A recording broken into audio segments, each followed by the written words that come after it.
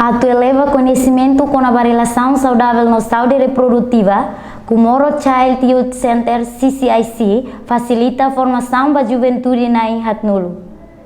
Formação com a relação saudável na saúde reprodutiva concentra ali a formação do formador, que é training of trainer, mas o município sanol residida na região administrativa especial Oikusi Ambeno, Raioa. Formação nebe organiza o secretário de Estado de Juventude no Esporto, UNFPA, na Juventude Católica de Arquidiocese Dili, segunda-feira semana e a Salão Edda Dili, local oficial o diretor-geral cooperativa CZD, João dos Santos. Diretor-geral cooperativa CZD, João dos Santos, tem formação durante l'Oronciane, atufou conhecimento no prepara função Sira, sai fale formador da juventude Sira e a município. Sim, awalnya em primeiro lugar, formação de é objetivo, atufou conhecimento, vai ter função Sira, no prepara função Sira, lili Sira na Hatnulo nebe makagora itane. Prepara Sira para Sira untuk controle baik di município Leida. Tambah módulo nebe maka prepara di módulo educação saudável. Kendara lei matéria do que não Sira tem que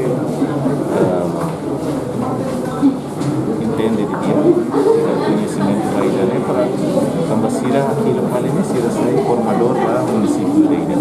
Então Sira tem que ver durante l'Oroné, depois aumenta tanto o lugar, Sira compreende para Sira Calibar, implementa a formação do município.